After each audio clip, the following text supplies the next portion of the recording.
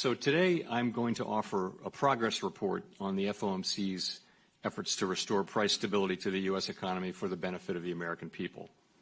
And that report must begin by acknowledging the reality that inflation remains far too high. My colleagues and I are acutely aware that high inflation is imposing significant hardship, straining budgets, and shrinking what paychecks will buy. This is especially painful for those least able to meet the higher costs of essentials like food, housing, and transportation. Price stability is the responsibility of the Federal Reserve and serves as the bedrock of our economy.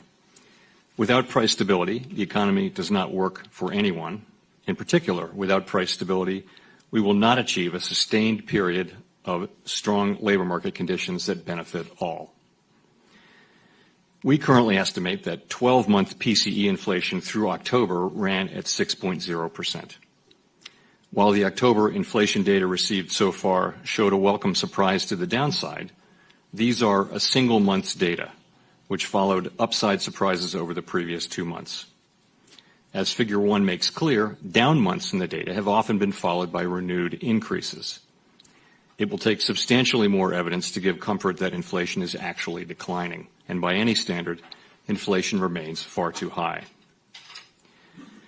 For purposes of this discussion, I'll focus my comments on core PCE inflation, which omits the food and energy inflation components, which have been lower recently but can be quite volatile. Our inflation goal is for total inflation, of course, as food and energy prices matter a great deal for household budgets. But core inflation often gives a more accurate indicator of where overall inflation is heading. 12-month core PCE inflation stands at 5.0% in our October estimate, approximately where it stood last December when policy tightening was in its early stages. Over 2022, core inflation rose a few tenths above 5%, and it fell a few tenths below, but mainly it moved sideways. So when will inflation come down? I could answer this question by pointing to the inflation forecasts of private forecasters or of FOMC participants, which broadly show a significant decline over the next year. But forecasts have been predicting just such a decline for more than a year, while inflation has moved stubbornly sideways. The truth is that the path ahead for inflation remains highly uncertain. For now, let's put aside the forecasts and look instead to the macroeconomic conditions we think we need to see to bring inflation down to 2% over time. For starters, we need to raise interest rates to a level that is sufficiently restrictive to return inflation to 2%. There's considerable uncertainty about what rate will be sufficient, although there's no doubt that we've made substantial progress, raising our target range for the federal funds rate by 375 basis points since March. As our last post-meeting statement indicates, we anticipate that ongoing increases will be appropriate. It seems to me likely that the ultimate level of rates will need to be somewhat higher than thought at the time of the September meeting and the summary of economic projections. I will return to policy at the end of my comments, but for now I'll simply say that we have more ground to cover. We're tightening the stance of policy in order to slow growth in aggregate demand. Slowing demand growth should allow supply to catch up with demand and restore the balance that will yield stable prices over time. Restoring that balance is likely to require a sustained period of below-trend growth. Last year, the ongoing reopening of the economy boosted real GDP growth to a very strong 5.7%. This year, GDP was roughly flat through the first 3 quarters, and indicators point to modest growth this quarter, which seems likely to bring the year in with very modest growth overall. Several Russia's war against Ukraine and our policy actions, which tightened financial conditions and are affecting economic activity, particularly in interest-sensitive sectors such as housing. So we can say that demand growth has slowed, and we expect that this growth will need to remain at a slower pace for a sustained period. Despite the tighter policy and slower growth over the past year, we have not seen clear progress on slowing inflation. To assess what it will take to get inflation down, it's useful to break core inflation into 3 component categories: core goods inflation, housing services inflation, and inflation in core services other than housing. Core goods inflation has moved down from very high levels over the course of 2022, while housing services inflation has risen rapidly. Inflation in core services ex housing has fluctuated, but shown no clear trend. And I'll discuss each of these items in turn. Early in the pandemic, goods prices began rising rapidly as abnormally strong demand was met by pandemic-hampered supply. Reports from businesses and many indicators suggest that supply chain issues are now easing. Both fuel and non-fuel import prices have fallen in recent months, and indicators of prices paid by manufacturers have moved down. While 12-month core goods inflation remains elevated at 4.6%, it has fallen nearly 3 percentage points from earlier this year. It is far too early to declare goods inflation vanquished, but if current trends continue, goods prices should begin to exert downward pressure on overall inflation in coming months. Housing services inflation measures the rise in the price of all rents and the rise in the rental equivalent cost of owner-occupied housing. Unlike goods inflation, housing services inflation has continued to rise and now stands at 7.1% over the past 12 months. Housing inflation tends to lag other prices around inflation turning points, however, because of the slow rate at which the stock of rental leases turns over. The market rate on new leases is a timelier indicator of where overall housing will go over the next year or so. Measures of 12-month inflation in new leases rose to nearly 20% during the pandemic, but have been falling sharply since about mid-year. As Figure 3 shows, however, overall housing services inflation has continued to rise as existing leases turn over and jump in price to catch up with the higher level of rents for new leases.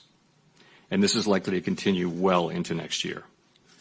But as long as new lease inflation keeps falling, we would expect housing services inflation to begin falling sometime next year. Indeed, a decline in this kind of inflation underlies most forecasts of declining inflation. Finally, we come to core services other than housing, and this spending category covers a wide range of services, from healthcare and education to haircuts and hospitality. This is the largest of our three categories, constituting more than half the core PCE index. Thus, this may be the most important category for understanding the future evolution of core inflation. Because wages make up the largest cost in delivering these services, the labor market holds the key to understanding inflation in this category. In the labor market, demand for workers far exceeds the supply of available workers, and nominal wages have been growing at a pace well above what would be consistent with 2% inflation over time. Thus, another condition we're looking for is the restoration of balance between supply and demand in the labor market. Signs of elevated labor market tightness emerged suddenly in mid-2021. The unemployment rate at the time was much higher than the 3.5% that had prevailed without major signs of tightness before the pandemic. Employment was still millions below its level on the eve of the pandemic. Looking back, we can see that a significant and persistent labor supply shortfall opened up during the pandemic, a shortfall that appears unlikely to fully close anytime soon.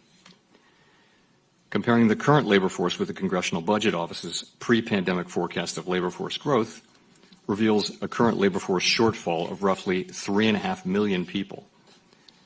This shortfall reflects both lower than expected population growth and a lower labor force participation rate.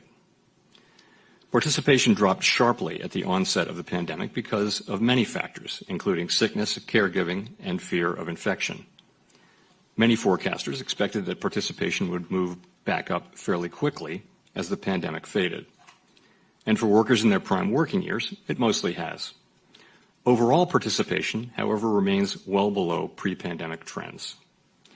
Some of the participation gap reflects workers who are still out of the labor force because they're sick with COVID-19 or continue to suffer lingering symptoms from previous COVID infections or long COVID. But recent research by Fed economists finds that the participation gap is now mostly due to excess retirements, that is, retirements in excess of what would have been expected from population aging alone. These excess retirements might now account for more than 2 million of the 3.5 million person shortfall in the labor force. What explains these excess retirements? So health issues have surely played a role, as COVID has posed a particularly large threat to the lives and health of the elderly. In addition, many older workers lost their jobs in the early stages of the pandemic when layoffs were historically high. The cost of finding new employment may have appeared particularly large for these workers, given pandemic-related disruptions to the work environment and health concerns. Also, gains in the stock market and rising house prices in the first 2 years of the pandemic contributed to an increase in wealth that likely facilitated early retirement for some people. The data so far do not suggest that excess retirements are likely to unwind because of retirees returning to the labor force. Older workers are still retiring at higher rates, and retirees do not appear to be returning to the labor force in sufficient numbers to meaningfully reduce the total number of excess retirees. So, the second factor contributing to the labor supply shortfall is slower growth in the working age population. The combination of a plunge in net immigration and a surge in deaths during the pandemic probably accounts for about 1.5 million missing workers. Policies to support labor supply are not the domain of the Fed. Our tools work principally on demand. And without advocating any particular policy, however, I will say that policy to support labor force participation could, over time, bring benefits to the workers who join the labor force and support overall economic growth. Such policies would take time to implement and have their effects. For the near term, a moderation of labor demand growth will be required to restore balance to the labor market. Currently, the unemployment rate is at 3.7%, near 50-year lows, and job openings exceed available workers by about 4 million. That is about 1.7 job openings for every person looking for work. So far, we've seen only tentative signs of a moderation in labor demand. With slower GDP growth this year, job gains have stepped down from more than 450,000 per month over the first 7 months of the year to about 290,000 per month over the past 3 months. But this job growth remains far in excess of the pace needed to accommodate population growth over time, about 100,000 per month by many estimates. Job openings have now fallen by about 1.5 million this year, but remain higher than at any time before the pandemic. Wage growth, too, shows only tentative signs of returning to balance. Some measures of wage growth have ticked down recently, but the declines are very modest so far relative to earlier increases and still leave wage growth well above levels consistent with 2% inflation over time. To be clear, strong wage growth is a good thing, but for wage growth to be sustainable, it needs to be consistent with 2% inflation. So let's then sum up this review of economic conditions that we think we need to see to bring inflation down to 2%. Growth in economic activity has slowed to well below its longer-run trend, and this needs to be sustained. Bottlenecks in goods production are easing, and goods price inflation appears to be easing as well, and this too must continue. Housing services inflation will probably keep rising well into next year, but if inflation on new leases continues to fall, we will likely see housing services inflation begin to fall later next year.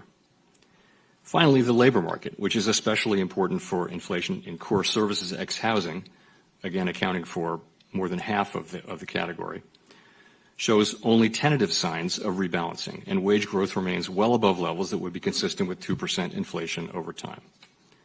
So despite some promising developments, we have a long way to go in restoring price stability.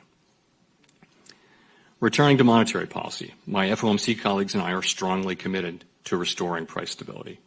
After our November meeting, we noted that we anticipated that ongoing rate increases will be appropriate in order to attain a policy stance that is sufficiently restrictive to move inflation down to 2% over time.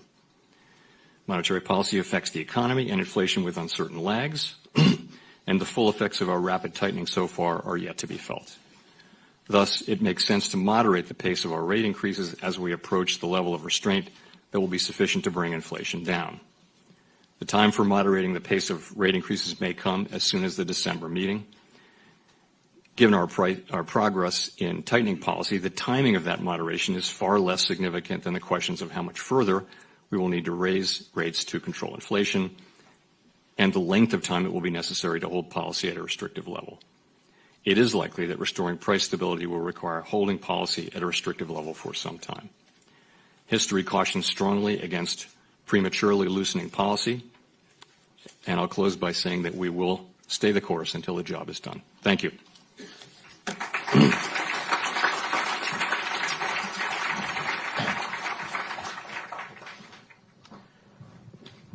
Thank you very much, Chair Powell. I think you spared me the chore of asking you to pick between 50 and 75, so I won't have to ask you that. Thank you for your last paragraph.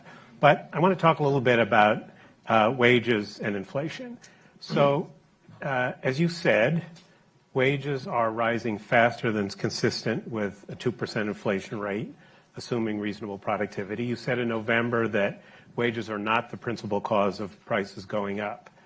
But for many workers, real wages have been falling lately. So I wonder, isn't there room for wages to rise a bit faster so workers can make up lost ground? And what level of wage increases do you think is consistent with a 2% inflation target?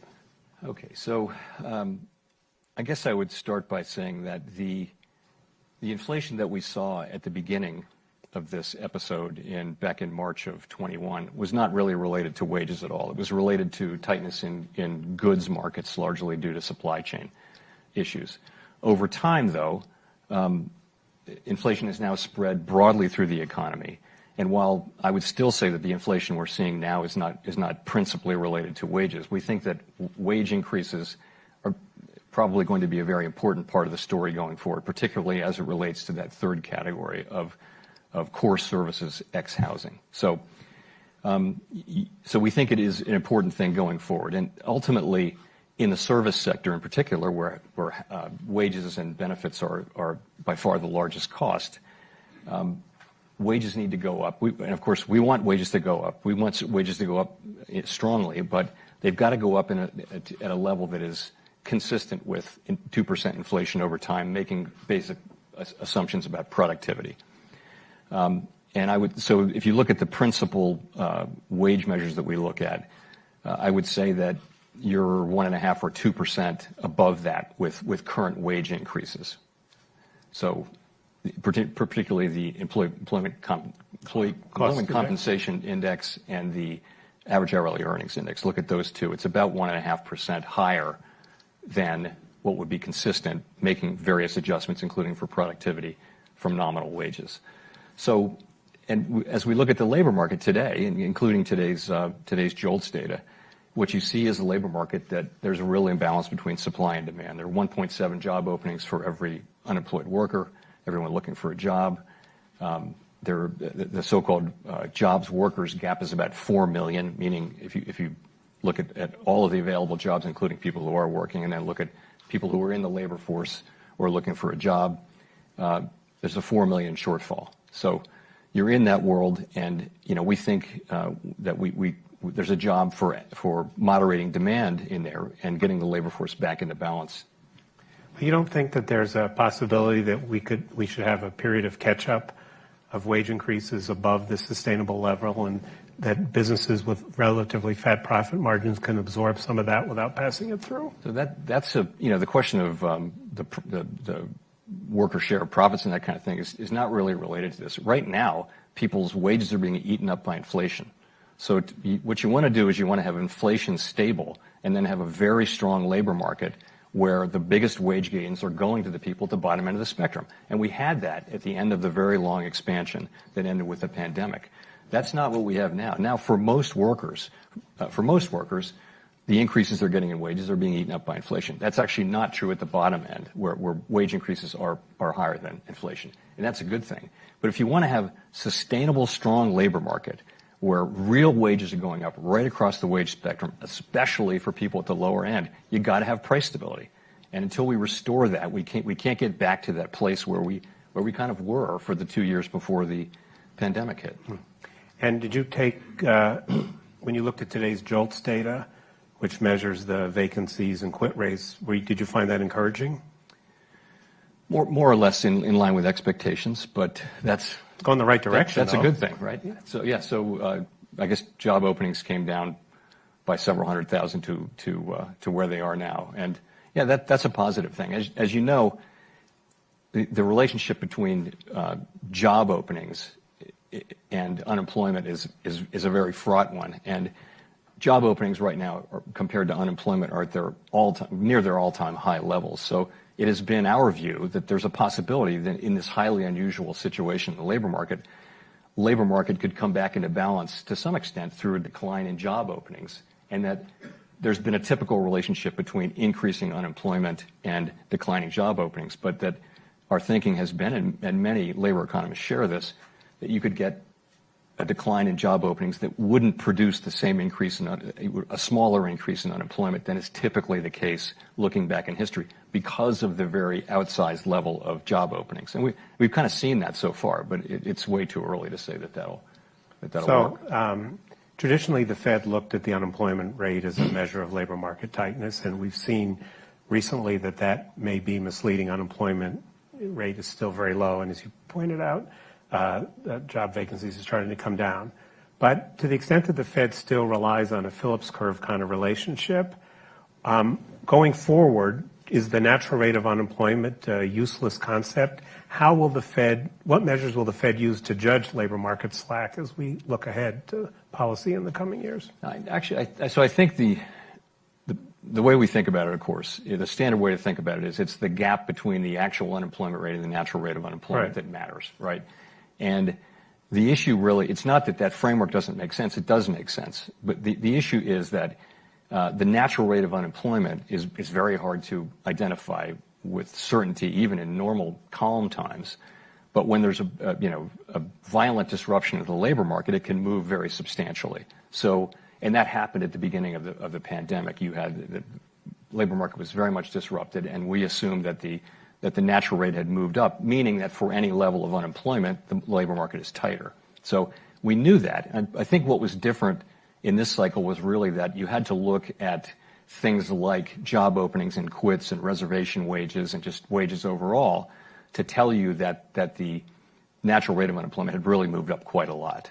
But I don't think it's a problem with the framework, but it is a fact, though, that it's very hard to pin down where the natural rate of unemployment might be when there's this massive disruption in the labor market going on. So do you think that the JOLTS data, the job vacancies per unemployed worker, that's going to be a lasting measure of labor market tightness for you at the Fed? Yes. I think people will tend to look at it. Well, when you tell them you're looking at it, they tend to look at it. They'll look at it. I've noticed that. That's right. I would just say in this particular situation, we think it's important. And we're going to find out empirically whether that was true for the reasons I explained. We think that we can see a big decline in job openings and less than you would expect of an increase in unemployment. So this was a unique in so many different ways. Right. This series of events was different from one in particular is just that so much of the inflation was due to supply side constraints, right, which is not a feature of the U.S. economy for a long time. Well, but Vice Chair Lael Brainerd said the other day in a speech that she raised the question of whether long-term changes of the economy, like labor supply, deglobalization, climate change, could reduce the elasticity of supply, and that this may be a problem going forward. Do you share that? So this is a great set of questions that we've all been thinking about a lot, and Lael's speech was really terrific on that. Augustin Carstens has given a couple of speeches on the same topic, including one at Jackson Hole this year. The head of the Bank for International Settlements. Yes, exactly. The question is, is the new normal going to be unlike this normal that we've had where supply side disruptions and constraints were relatively, you could look through them. The lore has been for a long time that you don't need to worry about that. It'll sort itself out, a supply shock from oil prices or whatever. Are we going into a situation a little bit like the 70s where there will be ongoing repeat shocks, and which would tend to put more upward pressure on inflation over time? We don't really know. It's a great question. But the question, I guess the real question is, if that's true, what are the implications? We still have a 2% inflation target, and we still have to use our tools to achieve it and to keep inflation expectations anchored. But it's very hard to know. It's very hard to know the answers to these things. We tend to assume things will go back to the way they were, just naturally, but that doesn't seem to be happening so far. Right. Now, you mentioned in your remarks that forecasts of inflation have, not only those at the Board of Governors, but in the private sector as well, have been lousy. Inflation has not behaved the way the forecaster said. So I wonder how you think about using forecasts of inflation and making policy, if you can't tell us, or if your staff can't tell you with some degree of confidence what inflation is going to be 6, 12, 18, 24 months out, how do you think about that in deciding when you make policy decisions? So I'll say that it is very difficult to forecast inflation now, and one of the reasons is just that the situation is so different from the normal one. And as I mentioned, a lot of it is just that the difficulty is just these supply side constraints that we've had. We had no experience in forecasting that. It was, this was a case of first impression. So that was very difficult. Nonetheless, we do make forecasts. We'll continue to make forecasts. The way I tried to get around that in my remarks was to say, let's put the forecasts aside for a second and let's try to identify the macroeconomic conditions that we think we need to see that would put downward pressure on inflation. So that's a way to think about it. We'll continue to make forecasts, but we're going to have to be humble and skeptical about forecasts, I think, for some time. And that calls for a lot of risk management. And the other difficulty, of course, is that monetary policy works with long and variable lags, in particular inflation is at the end of that train. And so if you're waiting for actual evidence that inflation is coming down, it's very difficult not to over-tighten if that's all you're doing. So we have a risk management balance to strike, and we think that slowing down at this point is a good way to balance the risks of slowing down on the pace of rate increase. On the pace of rate hikes. I see. But it's still a problem if you can't use today's economic conditions that you think are likely to generate more or less inflation. Is that basically? Well, first of all, I'm agreeing that it's a very difficult situation in which to forecast inflation, and really very few professional forecasters have gotten it right. So I think we'll look at various things. We'll look at our forecasts. We'll look at the actual data. We'll look at, I gave you the three pieces and the elements of those three pieces of core inflation that we're looking at. We will, look at these macroeconomic conditions where, for example, we will try to identify a level of a stance of policy that's sufficiently restrictive to bring inflation down. We can't identify that with great precision and confidence, but we'll look at the changes in financial conditions and the effects that those financial condition changes are having on the real economy. We'll look at all of those things and make a judgment, and it'll have to be judgment as to what that is.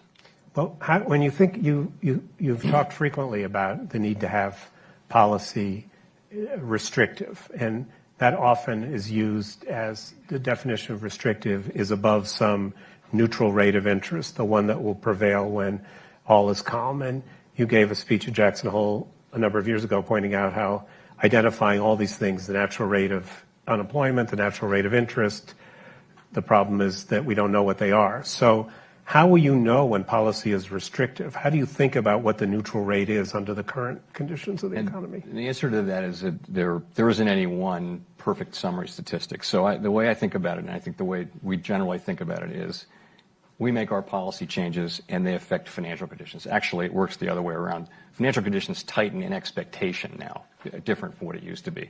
So they tighten. And so we monitor the tightening of financial conditions. We look at the history of these financial conditions index, and we ask how tight are financial conditions. We also look at the effect that tighter financial conditions are having on the real economy, particularly now interest-sensitive spending, but also other things as conditions tighten. We also look. So, what are the financial conditions we look at? We'll look at the entire rate curve. If you think about risk-free, the Treasury rate curve, we'll look to see significantly positive real rates across the curve, and you have that. You can argue about the short end, but you've got to pick some sort of a forward-looking reading for inflation, and I think inflation compensation in the markets definitely reflects confidence in us bringing down inflation. So you've got real rates really across the whole yield curve. You also look, though, at credit spreads and what are private companies borrowing at, because most borrowing doesn't happen at the federal funds rate. It happens in many other places. We look at asset prices. We look at exchange rates, which are just another asset price. We look at all those things, and we try to make a judgment about whether put some weight on the the real interest rate curve, some weight on the other aspects I talked about. I think you have to make a judgment at the end, though, that you're restrictive. So an estimate of the neutral rate of interest didn't seem to be one of the big factors in that list you gave? No, it's in there. It's in there in looking at the real rate curve. So you'd look at the real rate curve, you'd want real rates to be above what we'd estimate as the longer run neutral rate. Mm-hmm. The issue is, the longer run neutral rate is a rate at a time of full employment and 2% inflation and the economy in perfect equilibrium. That isn't where we are. Yeah, I noticed. Can I turn to the balance sheet for a minute? I'm going to turn to questions from the audience in a minute. What criteria are you going to use to decide when to end the shrinking of the balance sheet? Is it the economy? Is it whether money markets are functioning well? Is it whether the Treasury is having trouble raising money? How do you decide when you've shrunk enough, when you should end the shrinking?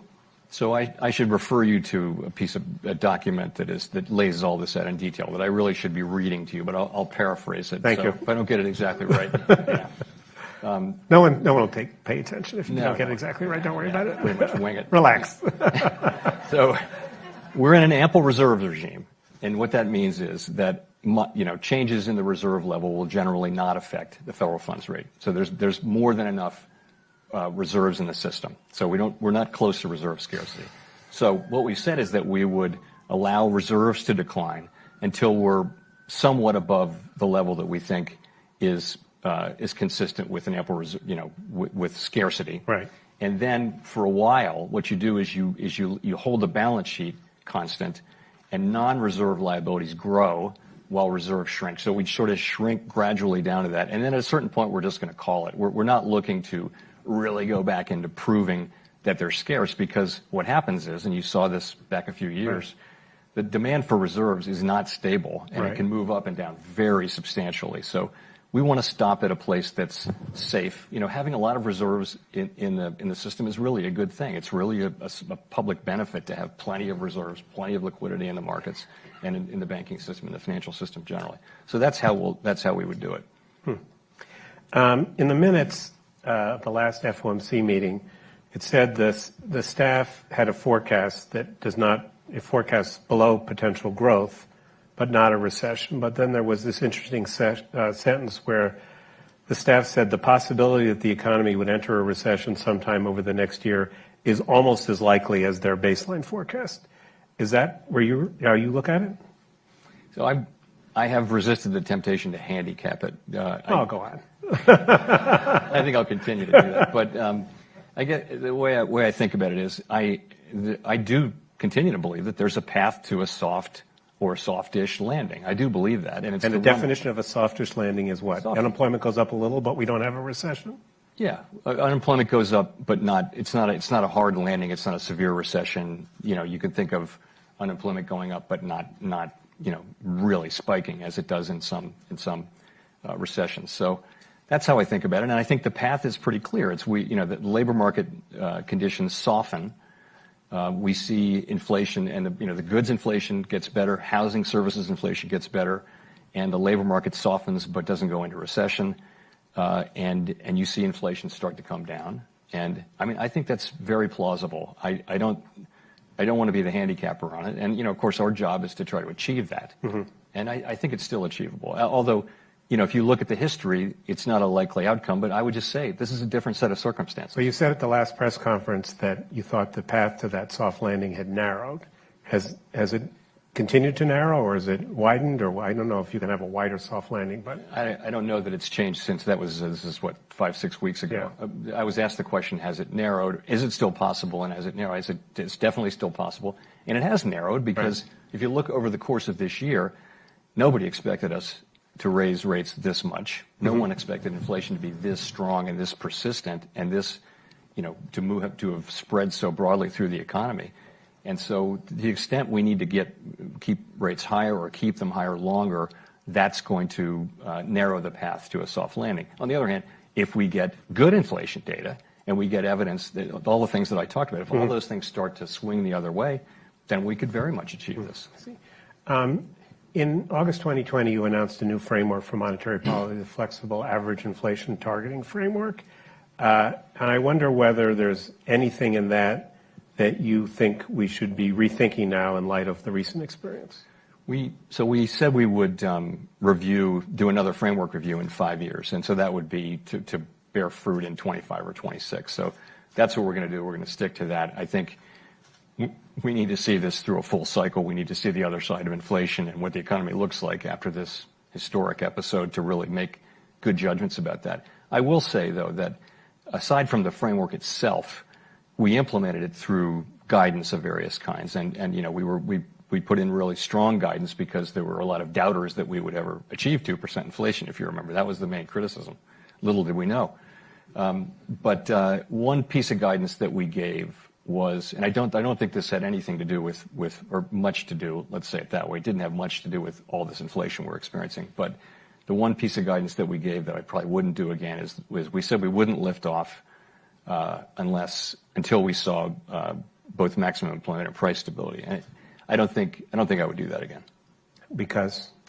I think it limited it's the tail risk. You know, we tend as human beings to underestimate tail risk, and I think we didn't think it seemed so unlikely. If you remember, 25 years of low inflation. Right. And many years after the pandemic, after the global financial crisis of inflation everywhere in the world, it's all disinflation. Just didn't seem likely, and yet here we are. So it turns out that when you invite the chairman of the Federal Reserve to speak at Brookings, a lot of people email you questions. Most Really? of them are questions I've already asked or questions that were so poorly framed that I couldn't even understand the question. But somebody asked me this one, and so I want to give that person an opportunity to get an answer. What do you like to do in the morning before you start work? Work. No, I'm a super early person, and I read a bunch of newspapers and drink my coffee in peace, and then that's what I do. And now that you're chair, do you still ride your bike to the fair? Some. I ride down. Well, I won't tell you where I ride, but I do. Yeah. I ride. The security guys thank you for that. They're like, no. Yeah. Okay, so here's the deal. We're going to take questions from the audience. You need to wait for a microphone to get to you because we have a lot of people online. You need to say who you are, and you need to remember that this is not an opportunity for you to make a speech or tell the Fed what it should do. It should be a question. It should be short, and questions end with a question mark. So come down here. Want somebody, Joe, and then Jonathan? Thank you. Joe Beaulieu from Brevin Howard. So you've spoken both about risk management considerations and the inherent danger of inflation becoming entrenched. So I was wondering, how much do risk management considerations suggest a terminal rate higher than would normally be expected to achieve your policy goals? So I think there are a number of dimensions, and it wouldn't necessarily one of them would be potentially a higher rate, but more I would think. One risk management technique is to go slower, right? To go slower and feel your way a little bit to what we think is the right level.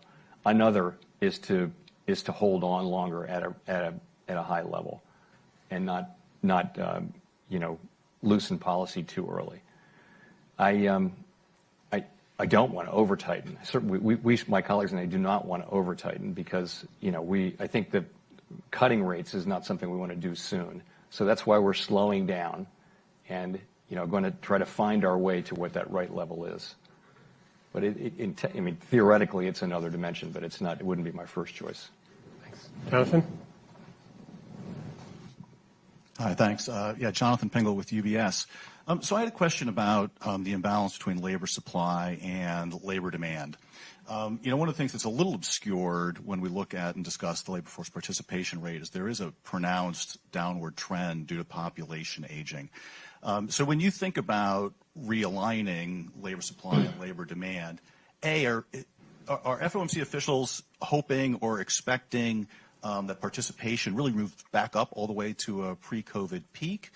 And related to that is, the follow-on question, how much of the realignment do you think needs to be done through restricting labor demand as opposed to the ability of supply to catch up? So on labor force participation, I think it's useful to go back 10 years. And the forecast that mainstream labor economists had was that, and you're right, aging of the population leads to declining labor force participation. Notwithstanding that, labor force participation was in effect flat and a little bit up from 2013 to 2020, roughly. And that was because you had a strong, tight labor market. People were staying in the labor market longer than expected. That was really what it was. So our ability to predict is not perfect in this, except over long periods of time, you have an aging population, so you're probably going to have declining labor force participation.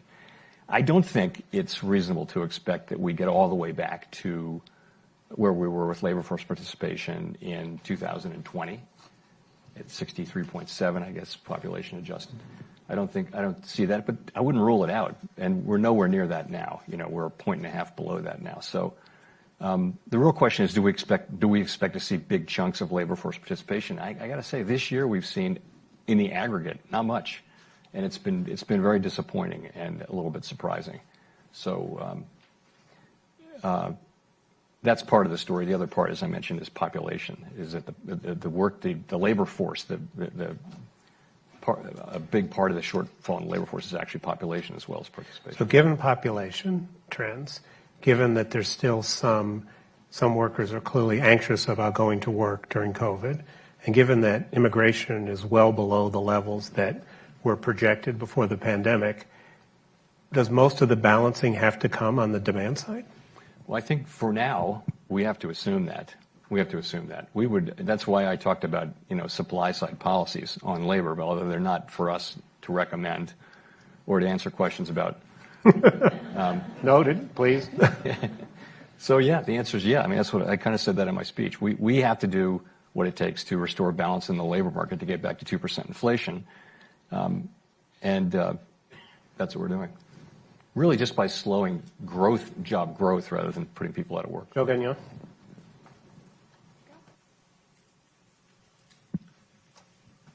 Thank you. Joe Gagnon, Peterson Institute. Chair Powell, back in 2018, you gave a speech questioning the role of the so-called star variables that the Fed uses to navigate.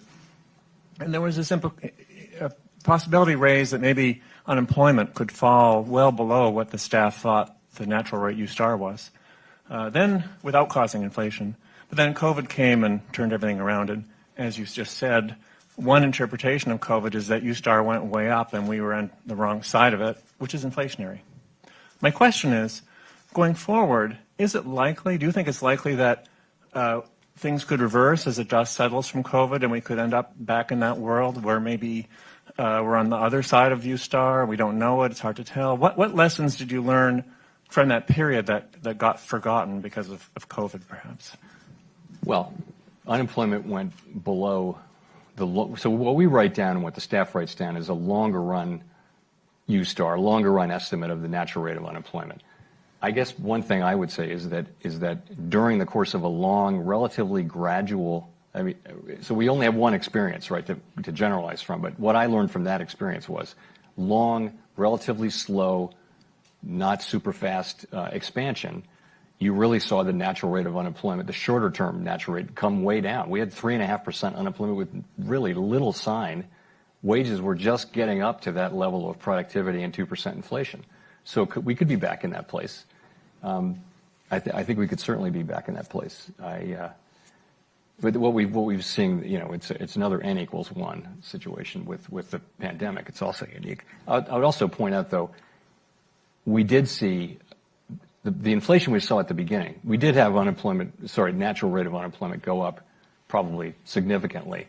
But the original inflation we saw was not to do with the Phillips curve, with the labor Phillips curve. It was not to do with that. It was to do with goods more. So I think another way to frame Joe's question is, I think a lot of us thought that the lesson we learned when unemployment fell very far and we didn't get inflation, that maybe over time, before you were in charge, the Fed was erred on the side of being too tight, that it was too worried about the unemployment rate falling. And I think the concern is that will we fight the last war, and because of this experience, the Fed will be reluctant to experiment with a low rate of unemployment in the future. I'd love to have that problem again. If we can get back to, Okay, so you got like 3 years left in your term. Do you think you can pull this off in the next 3 years so we can run the N=2 experiment? Absolutely. Yeah. Claudia Sam?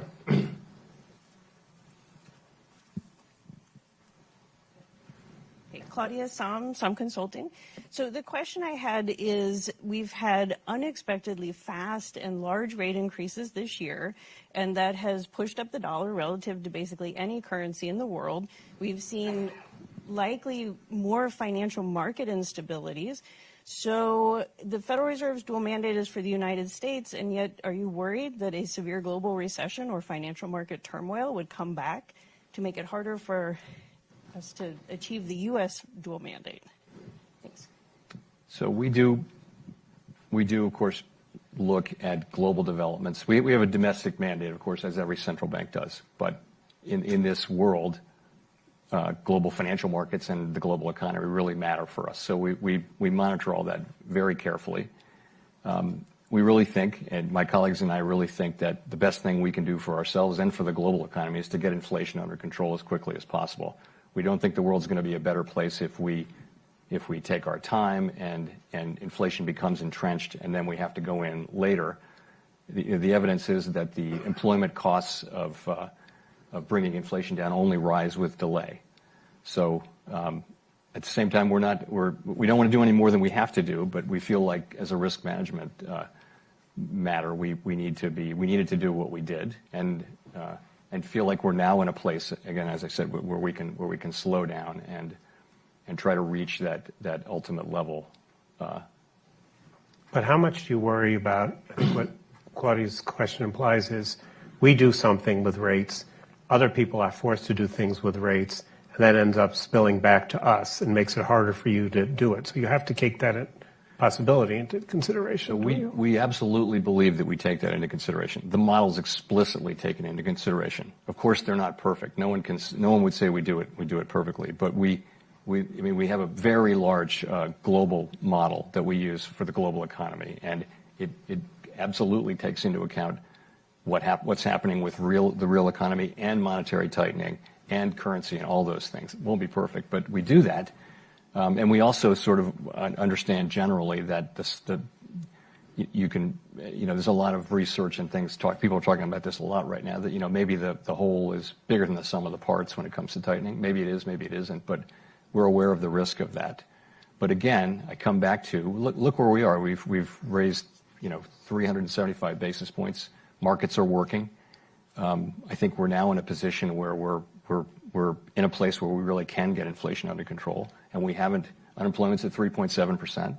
So I don't regret getting to where we are, and I think broadly the world will be better off if we can get this over quickly. Thanks. Julia? Julia, stand up so the mic can find you. And can you bring a mic down here for Oli?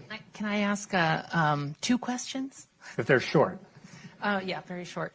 So one question on the labor market is, how do you reconcile, the characterization of the labor market as very tight with the fact that wage growth isn't keeping up with inflation and the labor share of GDP really hasn't risen since 2020? And then second question is, how much credence or what kind of research do you rely on to think about the notion that a very tight labor market will lead firms to invest in and innovate and become more productive over time? Could that be a tailwind to productivity growth? Okay, I wrote those down really fast. Now is the problem with reading my handwriting. So you asked about... Well, the labor market is tight, but wages are not rising faster than inflation. Okay. And the labor share of GDP, which has been depressed for some time, hasn't really started to rise. So how do you put that into your thinking? So naturally we understand that real wages are not going up for most people. But to me, that isn't that's true, but it's not really dispositive. I think the issue really is that it's one of salience, really. So at what point do people start saying, I need higher wages because my real wages are going down. You're giving me these 6% wage increases, but inflation is 7.7%. I need more of that. So we don't really know when that point is. But when you get to that point, you're in serious trouble. And we don't think we're at that point, but it can't be that we can go on for 5 years at very high levels of inflation and that it doesn't work its way into the wage and price setting process pretty quickly. So that's a serious concern. So on the second question, yes, no, I think we're seeing that. You're seeing the service industries. You're going to see, this labor shortage that we have, as I mentioned, it doesn't look like it's going away anytime soon, and that's absolutely, I think, certain to lead to a lot of investment in technology and labor replacement technology where there isn't labor, and I think you'll see quite a bit of that, and could it be a dividend going down the road? I would think it'll have to be to provide the services that the public wants to buy. Thanks, Mike Feroli, J.P. Morgan. So you spoke about going somewhat restrictive and then staying there for a long time. Why would you prefer that over a shock and awe approach that goes very restrictive but for a shorter period of time? And I ask that because there's some evidence that sacrifice ratios are lower in a more aggressive regime like that. I think we've been pretty aggressive, I would say. No, I don't. I don't agree. I mean, we wouldn't, to just raise rates and try to crash the economy and then clean up afterward. I wouldn't take that approach at all. I think we're in a position where the right thing to do is to move really quickly as we have, and now slow down and get to that place where we think we need to be. And by the way, there's high uncertainty around that. We have a broad set of thoughts about where that destination might be, but we could be wrong. It can be higher than that, could even be lower than that.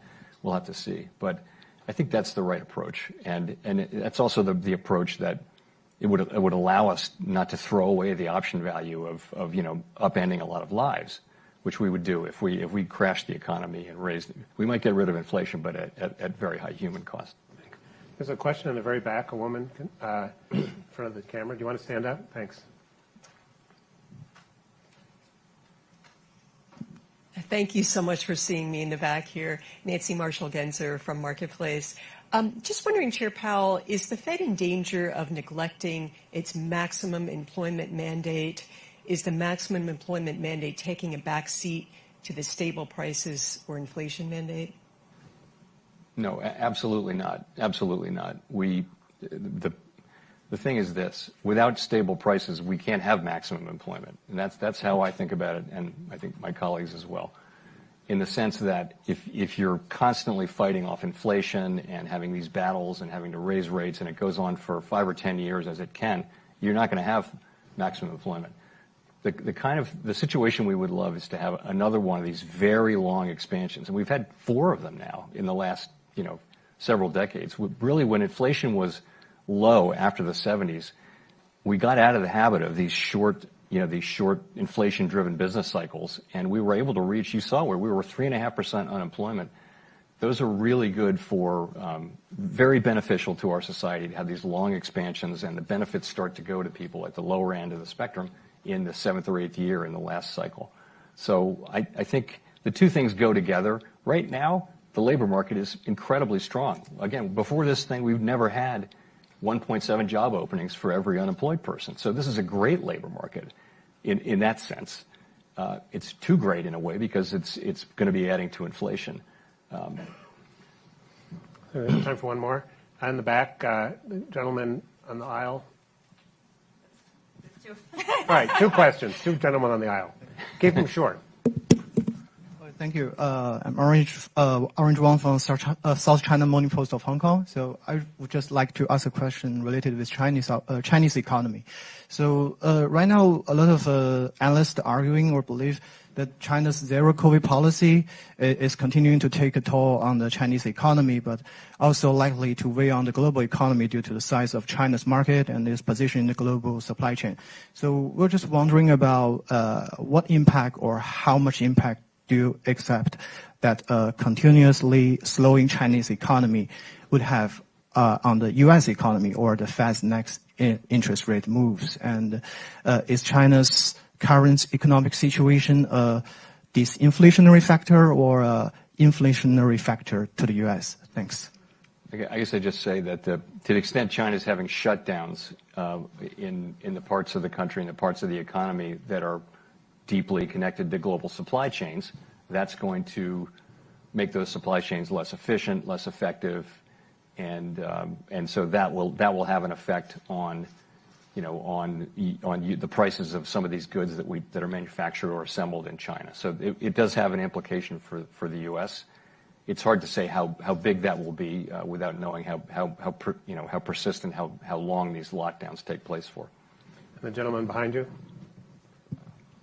Thank you. Evgeny Shego with Public Citizen. I was wondering how you think about the trade-off of restrictive policy and the supply constraints you mentioned. So in particularly when it has negative effects, say, on housing production that makes it harder to meet housing demand, or on the congressional investment through the Inflation Reduction Act in climate change mitigation and in energy policy that will make energy cheaper long term.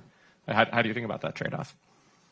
Yeah, I don't think our restrictive policy would have much of an effect on the sort of climate mitigation investments you're talking about. In terms of housing, there are two things. One, there's sort of a longer run housing shortage that we have. But in the meantime, we had coming out of the pandemic, rates were very low. People wanted to buy houses. They wanted to get out of the cities and buy houses in the suburbs because of COVID. And so you really had a housing bubble. You had housing prices going up at very unsustainable levels and overheating and that kind of thing. So now the housing market's going to go through the other side of that and hopefully come out in a better place between supply and demand. But none of this really affects the longer run issue, which is that we've got a built up country and it's hard to get zoning, it's hard to get housing built in sufficient quantities to meet the public's demand. So I want to thank you, Chair Powell, for being generous with your time, and thank you all for coming in. I want to appreciate everybody asked a short question, which that's the first time in my experience in 8 years in Brookings that's happened. I'd like it for all of you to stay in your seats for a minute till the chairman can leave safely. And if you have paper at the coffee cups or something, take them to the back of the room and dispose of them. So thank you very much.